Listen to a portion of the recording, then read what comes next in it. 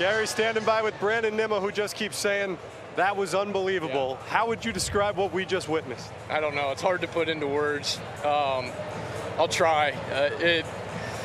This one feels so good because of what we fought through, how we started the season, and to just be able to come back and be playing on the last day when nobody else is playing in the regular season and be down 3-0 to an amazing pitcher. I mean, he's done it 3 times to us. He's going to have a really bright future, but to be able to come back against that bullpen, I mean, Iglesias, one of the best closers, he'll probably go down, you know, at the end of his career as one of the best of all time, and he's doing it. I mean, he's been unbelievable this year.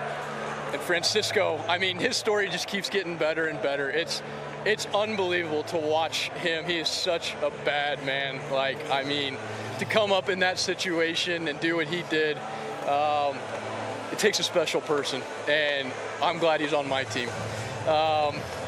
But man, just everything that we've gone through, from Grimace to the OMG and to get to this point, it's not the end of the road for us, but gosh dang, does it feel good. And this one, to be honest with you, it feels more special than 2022 because of everything we've had to overcome.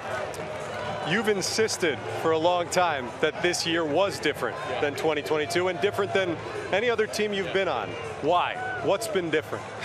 I mean, there's no give up in these guys. They just fight till the last out. And I mean, you know, that's indicative of good teams, and I'm sure there's a lot of other teams that can say that, but being with these guys day in and day out, you guys haven't gotten to see, like, you know, how guys have had to pull themselves out of a hole and just go and fight and scratch and claw just to be on the field and then come through in these big situations. And Francisco's just the latest example of it. I mean, he's getting an ovation right now, and he should. You guys have no idea how hard it is to play with a back. I mean, anybody who's done anything to their back and then he's swinging, I mean, and he's hitting home runs off of big league pitching, this is unbelievable. And this is, I mean, it's a superstar in action. And I just think that this team is really special with how close we are, how connected. We've got behind the OMG, we got behind Iglesias. I mean, everybody has been pulling for each other, and I think that's indicative of good teams. And it sure is of this team. We all pull for each other and want each other to do well. Brandon, congratulations. One of the great games and one of the most fun seasons in Mets history. 2024 Mets going to the playoffs. Thanks, Brandon. Unbelievable. I think instant classic. And let's go Mets. Thank you for everything, guys. All right, guys, back to you. Yeah, in many ways, today's game was a microcosm of the Mets season. Down on the mat, they come back, take a late blow, flip the script. Francisco Lindor, whose season got off to a dreadful start the first 6 weeks, put in the leadoff spot, has an MVP season. He goes down again, comes back, gets all the big hits, including the one today that puts them over the top. Gary, you mentioned something at the beginning of the game. The Mets have had the ability to come back on the Braves all season long. They did it again today. It's just, this is one of the most remarkable games that I've called in the booth, a game of such importance. I'm exhausted. I don't know if I can do game 2. Steve is standing by with Francisco Lindor. Steve. Gary, they say a picture's worth 1,000 words. Francisco Lindor clearly emotional after one of the great games in Mets history. I'm imagining one of your greatest games ever. How would you describe what you're feeling right now? It feels like we took one step closer to where we want to be.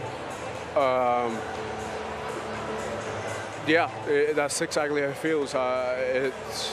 We're on a mission, and we understand what the goal is. But to get to where we want to be, we got to do stuff like this.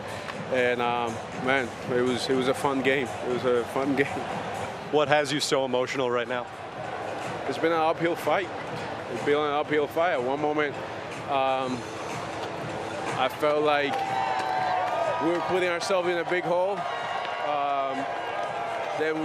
I felt like we kept on climbing little by little out of that hole. Then rain came and seemed like we didn't want to play this game.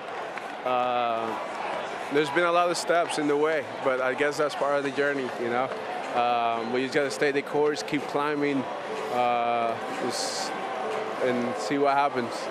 Francisco, this is a pretty darn fitting way for this team to clinch a playoff spot, given all the ups and downs. In that 9th inning, when you come up after what had just transpired in the 8th, can you take us into your mindset going up against Pierce Johnson and what you were able to do to get that one out? Well, I wanted to get a good pitch to hit and do exactly what Marte did, pass the baton. My guy Iglesias has been probably the best clutch hitter in the game this year.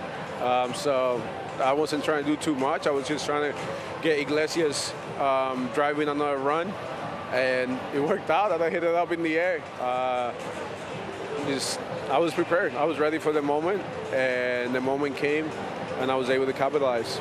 I know you've heard it a lot, but that was true MVP stuff right there. Francisco Lindor, congratulations on a remarkable season that still has a little more to go. Thank you, thank you. All right, guys, back to you. He certainly was ready for the moment, and his moment was the Mets moment.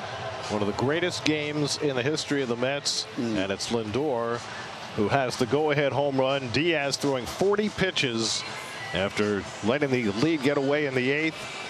Was able to negotiate the 9th and keep the lead and get the Mets to the postseason for the 11th time in their history.